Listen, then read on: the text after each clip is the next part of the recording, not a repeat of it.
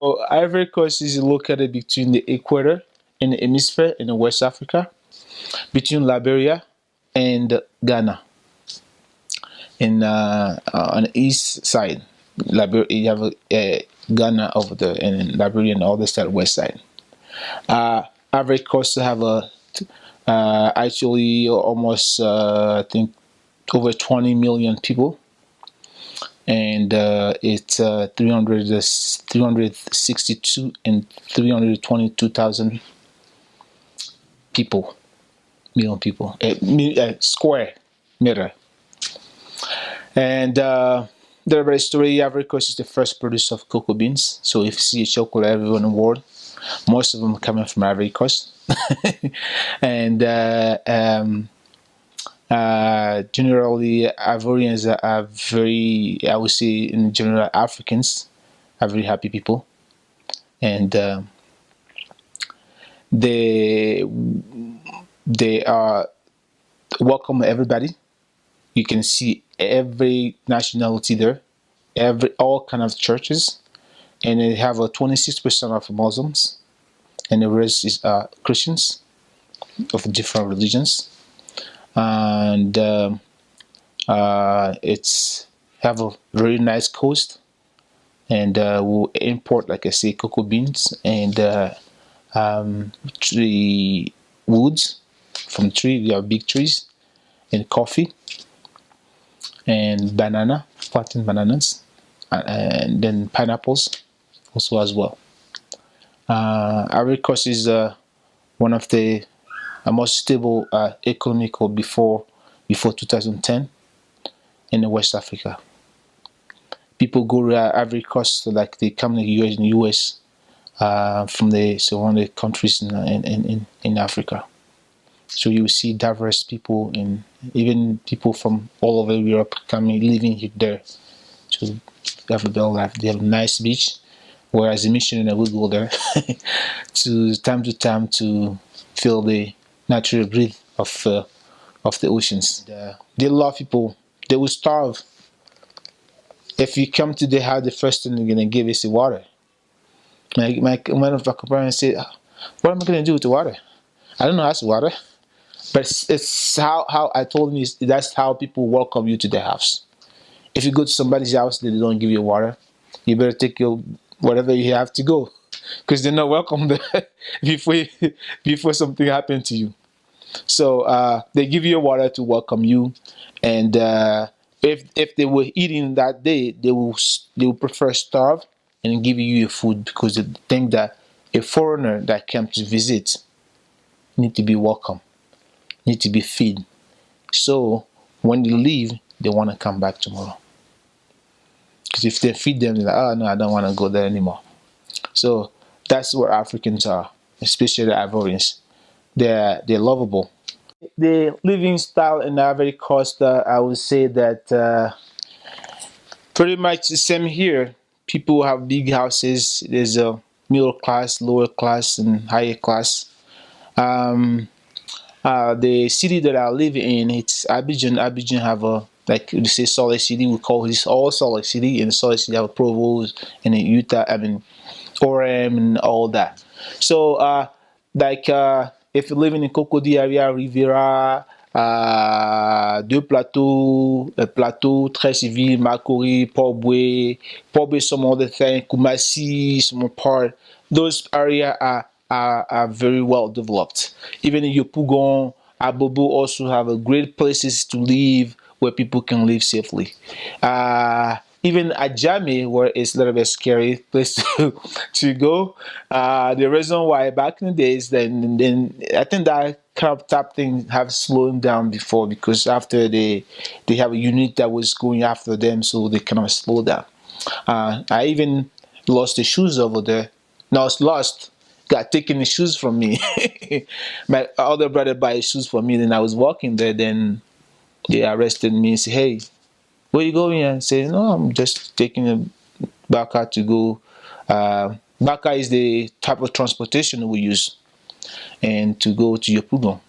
Say, "Oh, do you have something for us?" I said, "No, I have nothing for you guys. I don't even have enough to have something for you guys." "Oh, I think we want the shoes. I say, why? You get your own. Oh, you talk to me like that? So he kicked me with the legs and I fall down. The other guy standing on me with the knife. Said, do you want to leave or you want the shoes? And there was other guy who was passing by, looked at me and said, so I said, okay, take the shoes. So I walk barefoot and go home. But those things, since I lived there, that was like a long time ago, and then after that, I have not seen that a lot. But those area, there's some other area that people are poor, and if he walk in, like Elder Miller, that Elder Wheeler, they have that issue, so they take his backpack, everything too. But they're not often. It happen everywhere. Once in a while, it happen in some. It might be in a bad place, bad moment, and those things may happen. And the transportation we have people have personal cars like here, not enough because of the roads. The roads are not very well. No one want to buy a nice car and get wasted. But we have some roads that are very good where you can ride back cars on it. We have a transport. We have buses. We have boat buses also that go from because Ivory Coast live in there's some other islands in Ivory Coast. So the bus, instead of you going this route to go come back here, so you take the what you call the bateau bus. We call that bateau bus, which means bus. You take that from here, then you can go to your house. Instead of taking the bus here or the baka here and come back here. So baka, it's a van that take probably 17 person, 15 person, 12 persons, and where one guy is he knocking the door. And if you're going, raise your hand, they stop. Even if they're passing you, they see you, he's gonna stop and go back again and pick you up. And they have taxis also. We have red taxis, we have a yellow taxis. So taxis color differ from the city to city. And so there's a red taxi. The red taxi can go everywhere. They can yellow cab here, but they cost more. So people prefer to take the baka, which is cost less.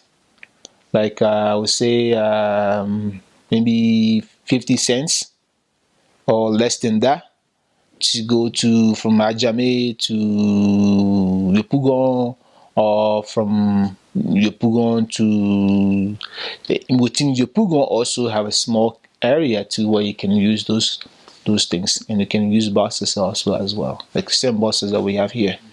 Ivory has a very interesting style of living, and everybody work like here. They have jobs. Not everyone does have a job.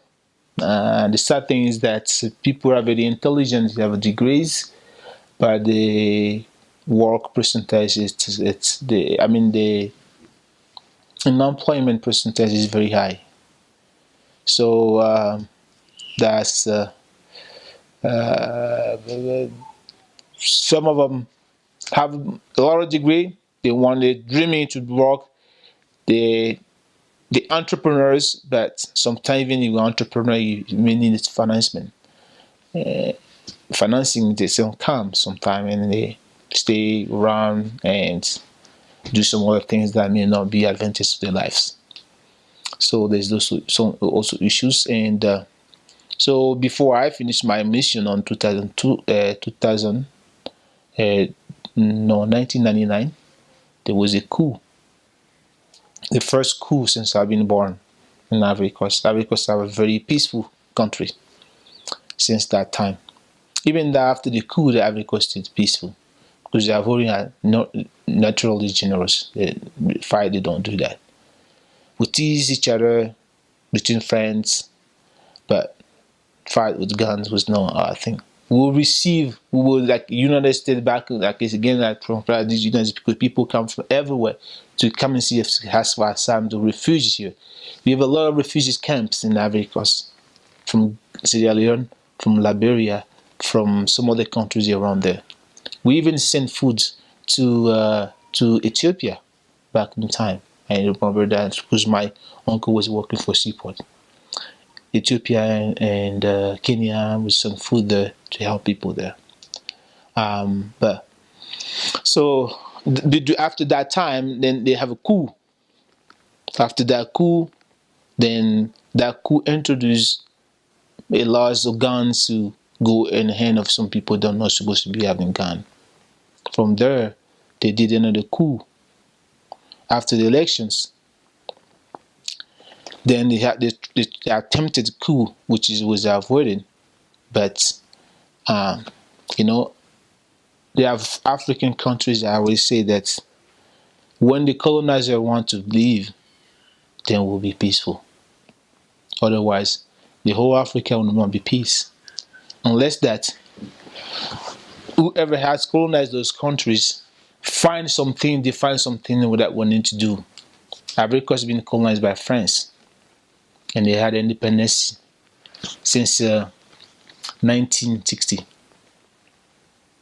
But there's not independence, it's not a freedom, because France owns 60% of African income. Ivory can sell. The reason why the last 2000 from 2010, that coup until 2011, from 2000 to 2011, because the actual president took power after the election, think that Ivorian had to, everything from Ivory Coast had to belong to Ivorians first. Can you imagine that the warehouse of Ivory Coast, it's owned by France? Ivory Coast rents the house and the soil. He said, no, that can't be happen. If you want, you can take out your house and put it back in your place. He will build a new one. So he built a new one.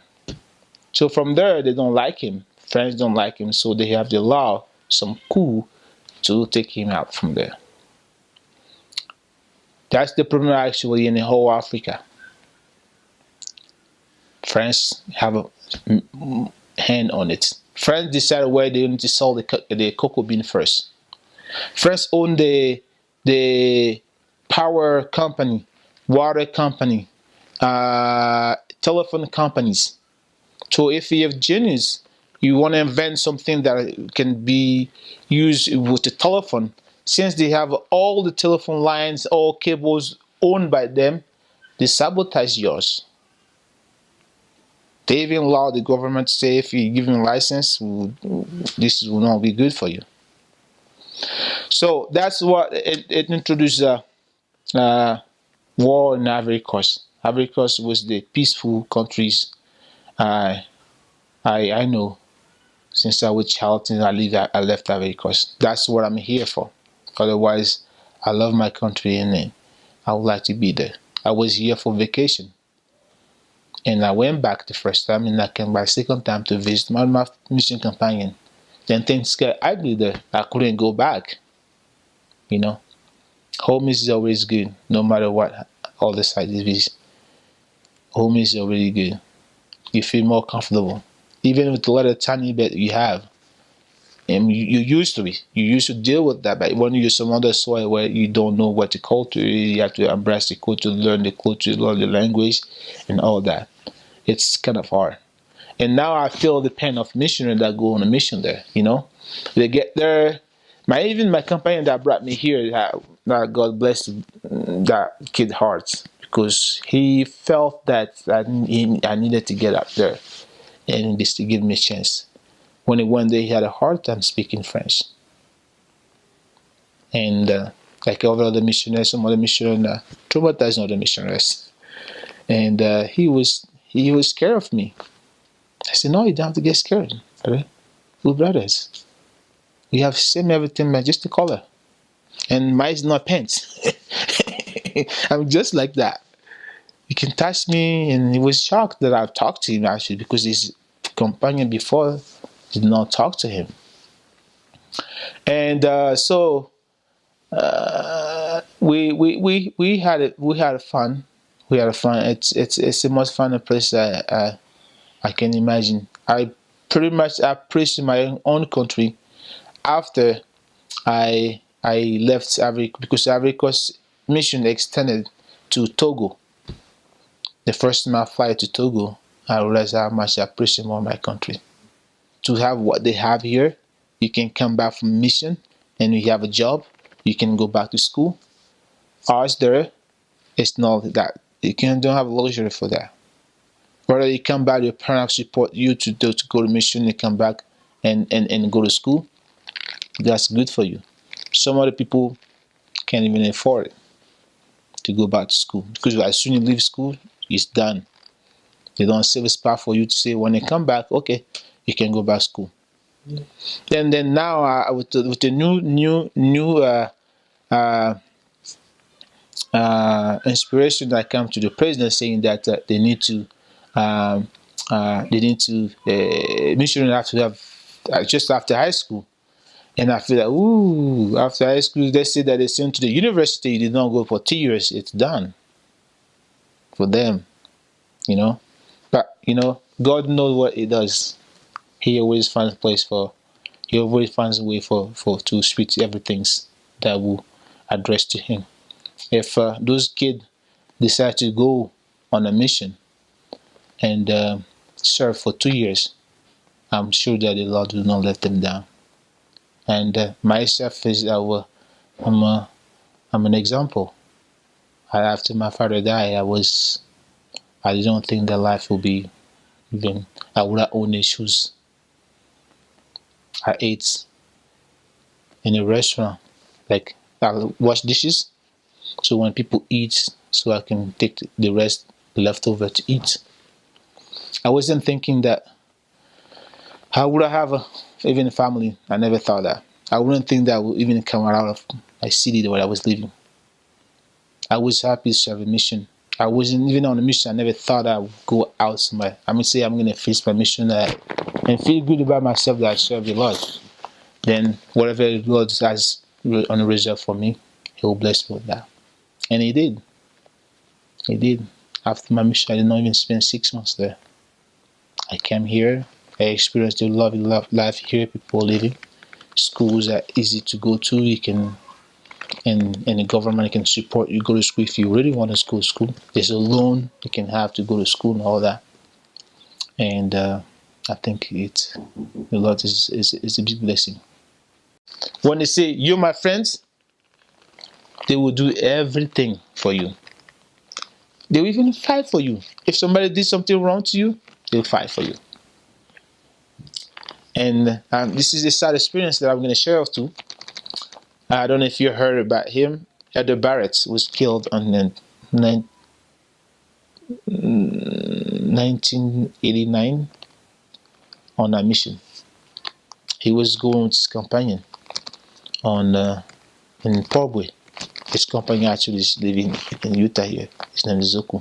Probably I may have you contact you so you can share his experience with him. And I heard that it was raining, and Ivory is generous. They say, "Oh, Petit Blanc, Tubabou." They call it Tubabou, and our tribe is mean white guy. Come sit down. Oh no, he stand up and give him the chair. On the side, there was another Ivorian that was standing there that had a holding grudge from foreign people because he went to France. He was expatriate. He was what's it called? Deported back to his country. So he was not happy that the guy stood up and left the chair for Elder Barrett. So he started screaming, "How come you giving a chair to him? What about me? You consider the white guys get at me? Huh?" The guy said, "No, what's your problem? It's my chair. I give it to whoever I want. Is that a problem? This is also my shelter. It's still raining. They just come in here. I need to give you a chair. What's your problem if you don't want to live here?" So Elder Barrett said, Hey, brother, no, you can sit down. I can stand up. I'm tall. He's a tall guy, very super tall. So he said, No. Elder Barrett said, Come sit down. Come sit down. I stand up. I can stand up. There's not a problem. I don't even want to sit there anymore. Anyway, But since you offered me, I wanted to be nice, so I decided to sit down. But I didn't want to. You sit down, I stand up. So the guys even got even angry because Barry was talking to him, being nice to him. So he pulled out a knife and buried it in the kid's chest. That kid did not survive. He died on mission. It was the first traumatized thing I've ever heard. When I heard that, I was like, why? Why somebody did that? At the first, sometimes I was, to be honest, I was a little bit angry about Lord. Why the Lord? Oh, why does He allow that? Why? Why some kid came from his country to here? Why does He allow that to kill him? How can He cannot protect him? I know He can do that, but along the road of my anger, I have found that sometimes the Lord permits some other stuff so things can be done. Good thing can be done to protect the person or protect anyhow. He know why He allows that. And so stuff like that may happen, but it's rare. After that, and I have not heard any other things like that too either. But generally people are very generous. And the guy that did that, he did not even move before the police come. He lost all his teeth, broken nose, broken arm, because people that would beat him up very well before the police can pick him up. So that's how people, when it loves you, they fight for you. When it loves you, they protect you. But he was surprised that he didn't even know the guy had a knife. And after he put it in his chest, he was already damaged there. By the time we don't have a firefighter everywhere. By the time they came from the French camp that was nearby, it was already too late. So that's how African are. When it's called you friend, they like you already, they can fight for you. And so if they love those people when they go on mission, that it will be a great thing. And they should not be scared. You can walk by yourself and people will see you, will say hi. Say hi. That's another thing. We don't say hi enough. Even if you walk somebody, we have a desk, we share a desk, they will come sit down there, they won't even say hi. That's another thing that shock me sometimes. But Africans like to say hi. I shouldn't say hi to them. Even if you want to ask if you lost, say hi, sir. And then they're gonna turn, or they're gonna look and say, "Are you lost? Or you need something? And you need help?" Automatically, they want to do something for you. But if you go to them and don't even say hi and ask them a question, they will ignore you because it's disrespectful for them. I'm not being biased, but for my experience, from people that I know that serve the mission that live here, actually, I should have bring some here today. It's called the best food that everybody love, no matter where you come from. After you eat this food, you're gonna love it. It's called acheke. So acheke is made out of cassava roots. If you go to Smith or Rancho Markets or any Mexican store, you're gonna see a brown, long thing like this, brown. That's the cassava. So they ground that cassava and extracted water on it, and then make a lot of grain. Like it looked like couscous. So that and fish, fried fish. Oh my gosh, and tomato. It's the best. It's the best. All mission that I have known any mission that went there that I dislike that. It's their favorite. If I send an email today to all missionaries in Utah, say I have a chicken, come get it. They will come from Idaho, come with it. That's how good that thing is. So it's and then we have a sauce arachide, peanut butter sauce. It's made out of peanut butter. So you have all vegetables that you mix it up and fry them a little bit, and then adds whether you like fish or meat, you add on it and cook it. Add peanut butter on it. Once it's done, You eat it with the rice, or you eat it with what we call futu. It's made out of plantain banana. No, the banana we have here. It's a plantain banana. They mash it, and then you eat that sauce with it. There's also aloko. Aloko is made out of plantain banana. So the plantain banana, when it becomes yellow brownish type, then you fry it. You cut it, fry it, put a little bit of salt on it. You fry it. Mwah. Delicious. If you want to see how much is great, cut a little bit of vegetables, onion, tomatoes, and all that garlic. Put it in the pan. Fry them a little bit. Put water and let it boil for probably 30 minutes. Add that to aloko and hard boiled eggs. Oof. Man, I'm getting hungry now. It's the best. That's the best food ever. And there's a lot of them. And I know that one of the food that Michelle don't like, and this is funny. One day, I remember the APs. Who was that? Anyway, one of the elders that came, when they come early, they bite that food to give it to them. Say, oh, that's what you're gonna eat here. And that food too, it's made of cassava too. It's amidon, the tapioca. Technically, the tapioca, the soft tapioca, they make it like paste. They mix it and thing, and then it have no taste. It tastes like a little bit tart. But to like it, you need to have with a good sauce. So Michelin don't know that when you take it, you have to put it in a sauce so they can swallow it. You don't chew it; you have to swallow it. So what they do first, they put the hand in and pick it up and start eating it. Oh, it tastes like a Vaseline. So that's the only food that Michelin don't. I don't myself. I don't really like it. I only eat it when my mom cooking my aunts because they cook the sauce very well. So beside them, I don't eat it somewhere else because the way they prepare it, and if the person is not very super clean, it's hard for you to eat it. So that's the only food that I know that it's a big no for some foreign missionaries. But my companion Miller, he love it. He's from Canada. He love it. He eats snails and look his face. Eats snails and cow skin, all that.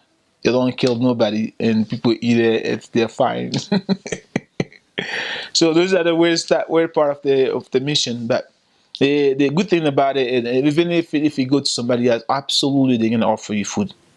Even the most poor person, he want to share his food with you. To have that person's heart, just even if you put your thought and say, "Oh, I already eat, man. I'm gonna taste this food to see how good it is." Put your hand there, wash your hand, put your hand there, take the say, "Oh, it's delicious, but I already ate." Man, if I know I wouldn't eat, I would have come eat this. They will feel so grateful that they serve you. Then you establish the spirit. You allow the spirit to touch that person also as well. So any mission that will go to those countries, don't get scared. It won't kill you. If they're eating and they survive, yes, on first time it may give you a stomach ache, but you will get used to it. You have to be happy with what you have. If you're not happy with what you have, how are you gonna get more? The Lord wants us to be grateful for what He gave to us. We have a blessing. He gave each person talents. He wanted to use this talent to be better, to feel better, happy. If we envy everybody's talent or everybody's thing, we'll never be happy in this life. He wants us to be happy. He puts us, each person, each tribe, each race, to some other party places, so they feel happy where they are. Even if He allows you, like me, to go from Ivory Coast to here, I know the Lord already prepared me. I come first, I went back. I'm now no, it's cold. I can't even speak the language. That's hard to live there. But my friends say, "Oh my gosh." One of my friends say, "Alvin, you've been blessed. You're denying the blessing of the Lord by coming back. I listened to him. And I told him, if the Lord want me to go back to US to live there and make my family there, I'm sure he will allow me to go back. And I'm going to repent that I disobey him. He gives me a chance, but I come back. But in the same token, I did come back because I did not want to give bad impression of Mormons. Because the consul that gave me the visa, he said, "Oh, you Mormon?" I said, "Yes, I am." "Do we call you guys Mormon?" "Yes." I say, "Well, not really, but they say Église descendant de Jésus." That's how they call it. Église de Jésus Christ descendant de Jésus. He said, "Oh, okay. Well, I'm gonna give you a visa for 3 months, and I know Mormons are honest." That was a turn key for me to say, "No, I don't want to stay here." Even my friends say, "Oh, we're gonna make sure that we'll do your paperwork to make sure you're legal." I say, "No, I don't want for me many Mormons that from Ivory Coast that want to visit here will be denied." So I went back, and when my friends said that, I said, "That's where I came back." But if now I am convinced that the Lord won't bless me, so if he said that that's my blessing, he's gonna allow me to go back. Brother, I went back to the 6 months after. I went back to the embassy. I did not have any interview. I met the consul on the streets, on front of the US embassy. I went straight to him. Say, "Oh, sorry, I'm late. I have a meeting today. I'm late. I wanted to get this paperwork." He said, "Oh, are you Gozo?" I said, "Yeah." He said, "Oh, I remember you. I gave you a visa the first time. Give me your passport and come back at 2. No interview. He gave me a 1-year visa and come back. I came back. It was not easy too.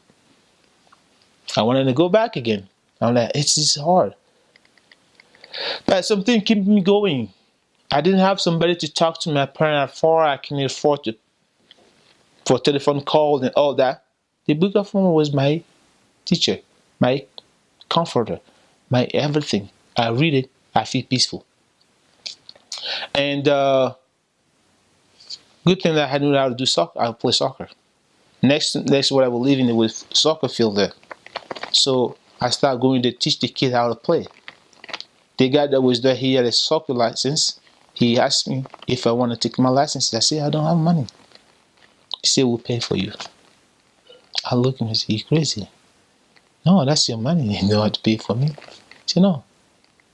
I give back what you already give to this kid. The kid loves you. So we want you to be licensed to coach." That's how I started my coaching career. And today, everywhere I pass in Utah, they point me, "Oh, Alban." Some people I don't even know. "Hi. Oh, you coach my daughter and you coach my son." See, now, and stuff small like that, I apply for asylum studies to make sure that I'm legal in the country. I don't do something illegal. They denied it. They denied it. At the point for 3 years. And that time, I'm like, "Lord, what do you want me to do? Why you bring me here? Why you allow me to come back? I had this feeling that you want me to come here. This is what my life is going to be. I'm here. Show me what you want me to do." 2 months after I met my wife and got married, I didn't have to worry about any paperwork anymore. And I'm here. I have family here now. 2 boys, 2 beautiful boys. And I'm happy. I see them today, and I say, "You're the reason why I'm here. I'm not here for nothing. The Lord did not bring me for something. This is all woman in Africa." I even left a girl there, say, "I'll be back. Don't get married. Wait for me. No matter what, wait for me." But at a certain point after I prayed and felt that Spirit say that this is where my kid is going to be born. My kid is going to be mixed. I call her, I say, "This is my feeling. I'm sorry to waste your time. And I know the Lord will bless you.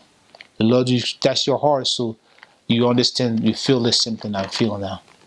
And she's married now too. She have two beautiful girls. She's happy. I'm happy here, and I think the Lord's have something in store for each person, and that's so the culture shocked. That's how I experienced mine, and it was lovely. The Discovery Channel tell us, oh, Africa is a poor country.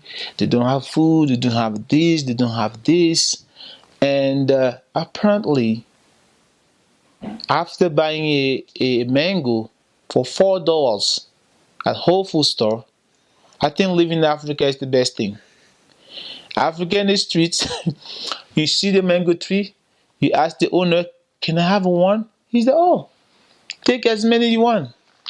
All organic. Organic food. You shake the tree like this, it drops, take it as much as you want. He want to get rid of it.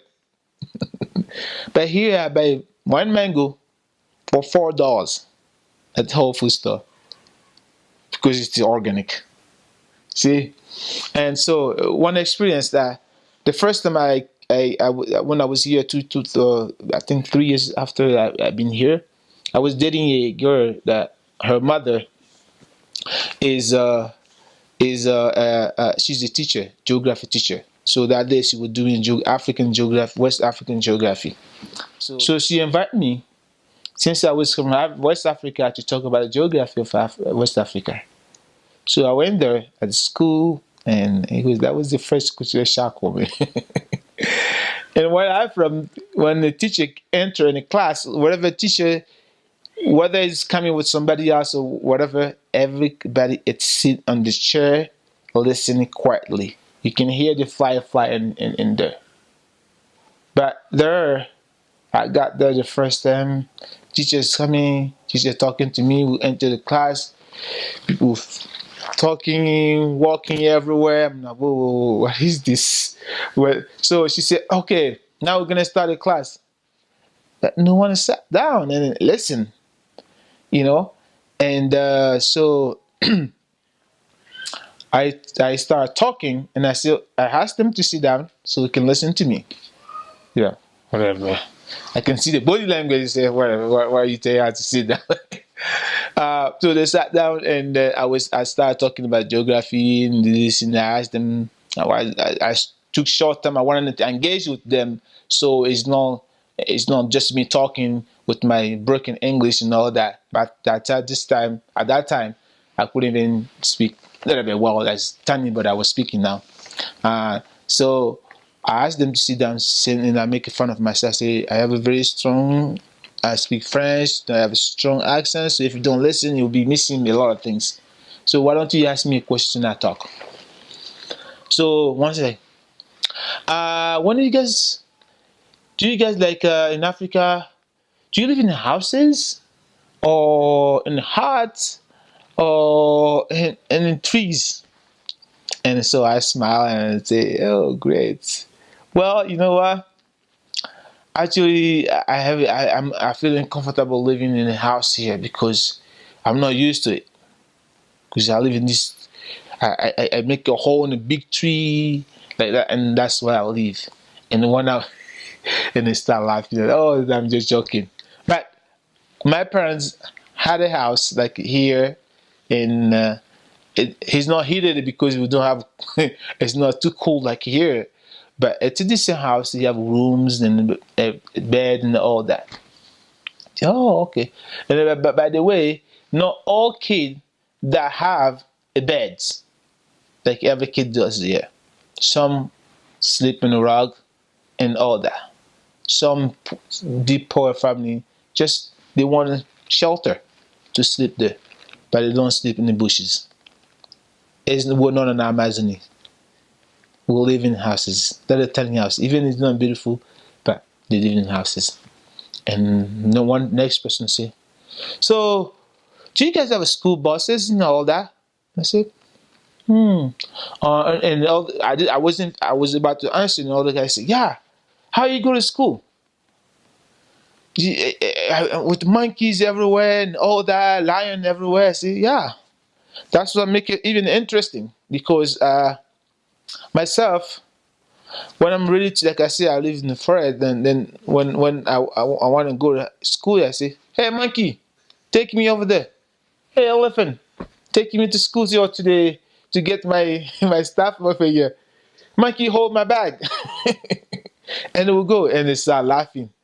I'm like, okay, all right, let me be serious now. Some schools that are private schools have a school buses. Pick up the kid, drop them. But public school don't have buses. And school, we walk to go to school. The school that when I lived, the elementary school that I went to, or the high school that I went to, like you guys, I walk about probably I would say 20 miles to go to school every day morning back and forth.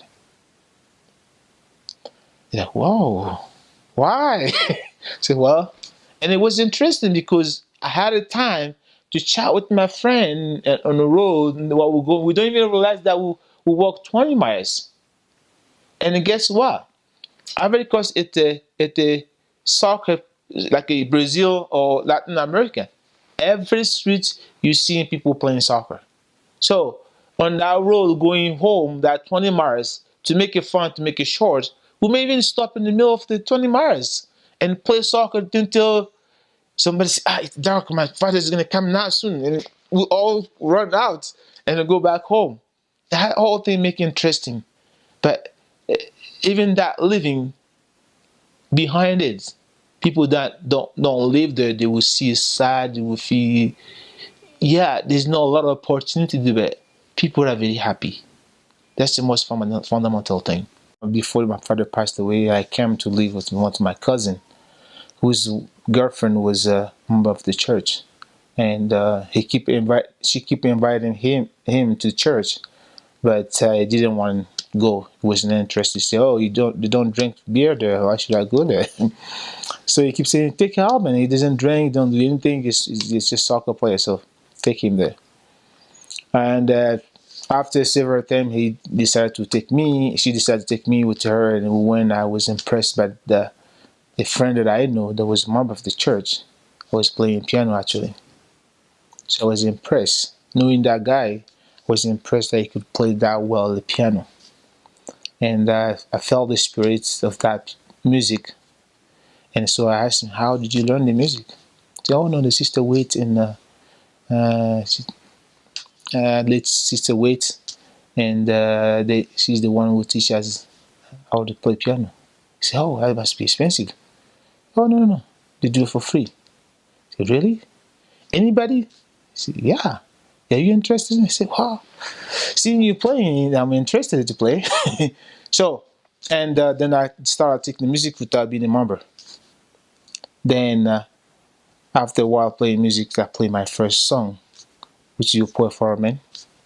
I was full of spirit. Before they come, they leave the piano there, so you play, practice them before they come to the world to teach you. So I was playing that music, and then spirit was too powerful, and I think that was the time that the Lord already prepared me, because that day, same day, Caesar Wait, when they come, Elder Wait asked me, Brother Schust asked me, "Would you like to take the discussion for the mission?" I said, "Oh, sure, sure, I'm ready for you. When am I going to get baptized?" He said, well, we can baptize anytime you want, but we want to make sure that we'll teach you how we went first, and teach you about the gospel and the repentance and all that." And I think I was about 16 or 17. So I took the discussion, and it went well. And the great thing about the church, I've been around several churches. I've never been a member of any churches, and neither my parents. And we go to Catholic church because that's what the ladies are. But after then I decided to what pushed me is that they said everything we said, you have your time to ask God, the Lord, ask Him if everything we say is the right thing for you. If this church It's the church that you need to belong to. We don't want to force you. You're too young. We don't want to force you. We're not forcing you nothing. The lesson that we give you is free. We don't ask you. It's not because of that we want us to get baptized. But we want you to go week, pray, think about it, come see us. 2 days after reading the Book of Mormon, I was ready to get baptized. So I decided to get baptized, and then I got baptized in 1990. And since then, I was a member of the church. And I think I will be prepared until I finish my time here. So I would say that, brother, whatever, sister, whatever you go into Ivory Coast, you're gonna love it. People are lovable, and one thing I'm gonna tell you again is that love the people the way they are. Share everything they want to share with you, even if you don't have to pretend to love it. Pretend to share that thing with that moment with them, and then they're gonna open their heart, and you will see that your mission will be smooth and lovely. And don't make sure that if you're going to Ivory Coast, make sure that you get rain jackets because between June and May, June, July, it's a raining season. And also bring deodorants because it's gonna be sweaty. It's humid. And I think that the Ivory Coast mission was the best mission I ever had. Best 2 years. And if I wish I could go back again. And I know I can go back as a couple, but if I wish I could go back again as a young missionary, it will be I will do it in heartbeats. And I know you're gonna love it. Don't be scared. People are lovely, and the Lord will be with you. Anytime they say you're going to Africa, and I can beat my fingers saying, I wish I was on your spot today to go. I wish I was you. I will go and enjoy it. And Africa have nothing to do with what we see in Discovery Channel. I sat down myself, looking at Discovery Channel, what they're saying about Africa. I'm not doubting the intellectuality of those people, but I'm from there. I lived my entire life. I studied everything. Even I studied U.S. economy before I even came here. So we studied abroad. You won't ask an African, what is this? And he's going to tell you straight if you go to school, because we learn everything there. But one thing that people would have access to the computers. There's no computers at schools. So people probably longer and when they get to university, they have access to computer, or some other private schools have computers. But not to be scared, Africans are very, very, very lovable. The foods are best. You go there, you don't need diet. You will lose weight, you will gain weight if you want it. If you want to gain weight, you say, I want to gain weight. And they will tell you how to gain weight. If you want to lose weight, it's easy for you to do it. He won't cost you a dime. He will cost you 10 times less than you spend here. So go with the minds of loving, with the mind, Christ's mind, sharing the love of his Father with other people, sharing the great thing that they feel that it needs to share with those people. I remember my first soccer ball. Like I say, soccer is a popular thing. The guy that gave me, my dad's friend, came from France. He was coming and brought me a soccer ball. Every kid, I make the rule for soccer that day. Since it's my ball, I say, you don't tackle me, you don't push me. If I have a ball, I want you to go away so I can score when we were kids. So whoever had the ball, make the rule. That gift, from now, I'm almost close to 40 years now. I still remember like it was today. And I still have great, big gratitude for this person for what he gave me. That soccer ball. So when you go in there, any missionary that go in there, share small stuff that will help people. You don't have to share the whole bag you have. Look somebody say, hey, don't say, oh, here. No. No, African don't like that. Ask him, I have a shirt. Do you want to try on? Try on. Oh, that look good with you. How do you think? Oh yeah, you look good. My gosh. Wow. Wow. Oh, you keep it. No. He will say no first. He said no. You keep it. It's yours. That person, they'll love you. Not just for the shirts, but for the action of love. He will see you. He will fight for you. So Africans are very friendly. They won't call you friends because they're hard on it. When they say, you're my friends, they will do everything for you. They will even fight for you. If somebody did something wrong to you, they'll fight for you. I think people that are going next missionary going to Ivory Coast or any place in Africa, they're getting encounter to stuff like that. And they just have to learn how to live there, and for them to live a wonderful life and share that great moment that that message that they have. And then when they come back, I'm sure they'll sit down with the kid and count those wonderful time. And it's their choice to make it wonderful. And I'm sure that those missionaries are going and they're not going because the parent promised them Porsche like some other missionary I know.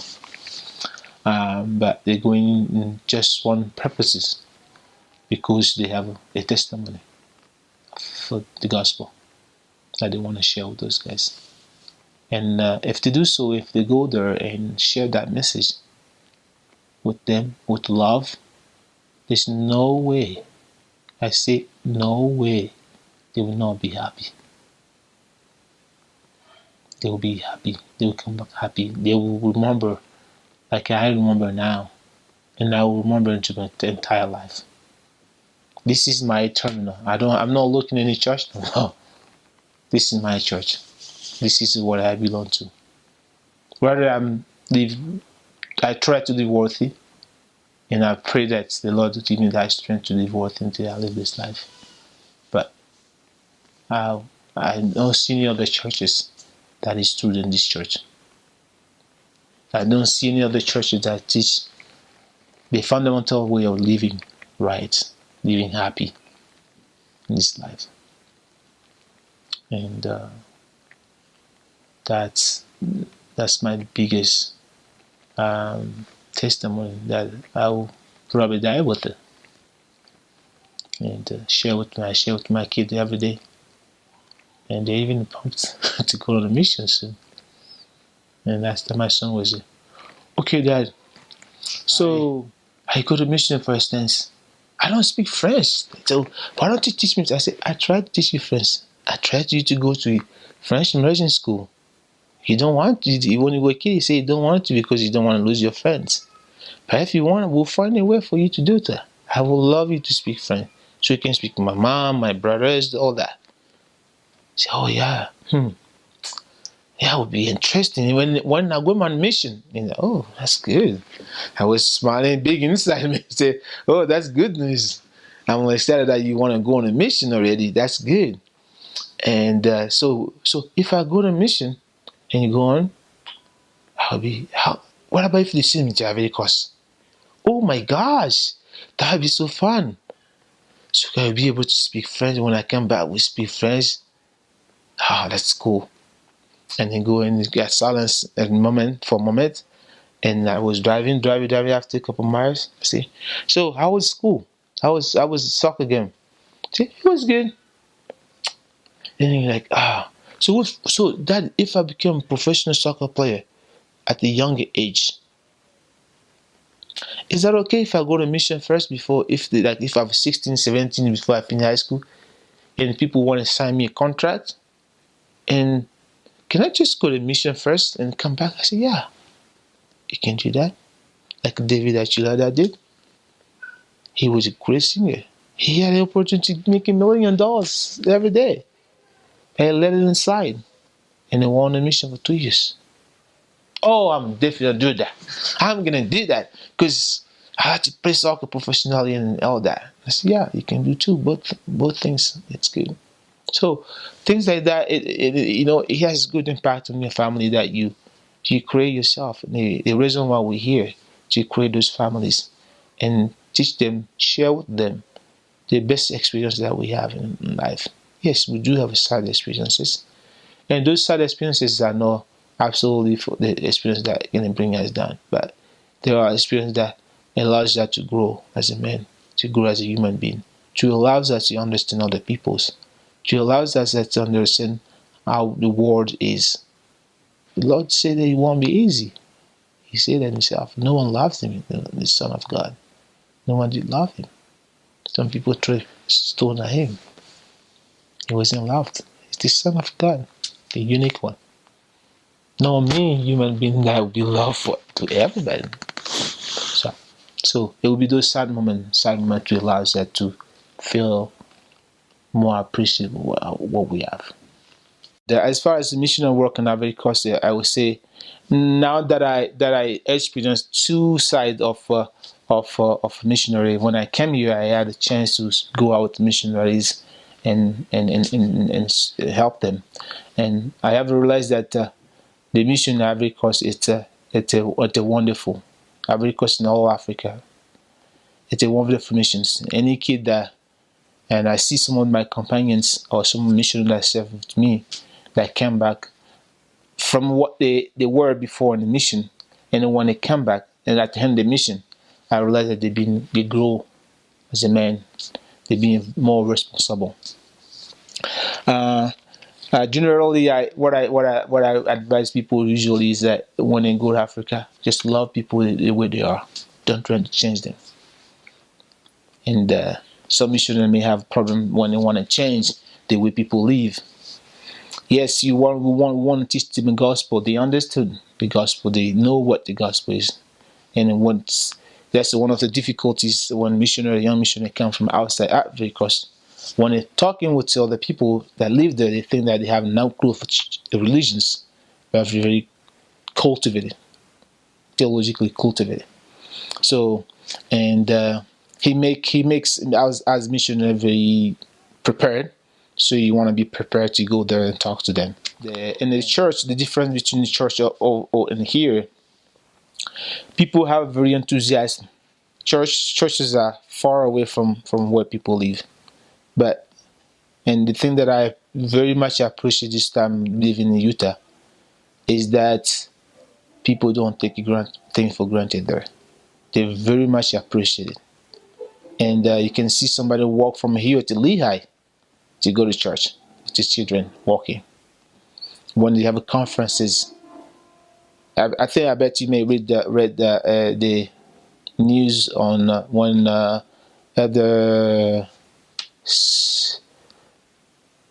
what was his name, Big Nah, or one of the other was just recently last year in Ivory Coast for a conference. The conference was packed. Even they divided 3 times, there was still no space. That's how enthusiastic the Ivorian are when they come to church. They love the church. They have a faith. They have their issues, like everybody else, but they love the church. And once they decide to do it, they're into it. So when missionary goes there, just to love to share with them, be with them, pretend. Even when you start to speak the language, I remember Joe Wheeler. He's from England, one of the missionary elder Joe Wheeler. When I was in the north of Ivory Coast, Boaké. When he start learning how to speak that language, that people see him, he's like, oh, this is the word of God. They love him. They like, I mean, how can a white guy speaking in Bauli? It's amazing for them, And so those that I think have a really impact, open the doors for people, for them to share your message that you have, that wonderful gospel that you have. But if you turn to really judgmental to the people, then they're gonna close themselves out, not to open up. That's African, especially Ivorians. But if we like the our time, the missionaries, our books teach us that when you go to somebody's house, trying to find a common thing that we have a common, just so we can open a conversation. So Ivorians are very open on that, those things. When you find that common ground with them and even start to speak their language, how you see this, how you see this, they feel like you're interested in them, you like their culture, you like them, so they open up to you. So that's pretty much what Ivorians in the church and the missionary work is. And then one thing that all missionaries want to see at the world on the world is to baptize, yeah. When Ivory costs you baptize a large one. If you do those things, you will baptize probably 20 people every week. Every week. Even more than that. I remember that mission president took us to see a movie. Because I think we're supposed to have more than, the goal was to have 1,000 baptized in a month. We went over it. And we saw the Mulan. The movie The Mulan. So it was interesting. We had, he feed the eyes very well. He was happy. Everybody was happy, you know. So for missionaries that like to baptize a lot, and then it's, of course, that's the goal. But if you can't find it, you cannot baptize. But if you find that part, it's open that gates for the Spirit to get between you and those people that you meet, love them and show them love of Christ. Then those people will get open and feel like the way you live, it's a better way for them to live also as well.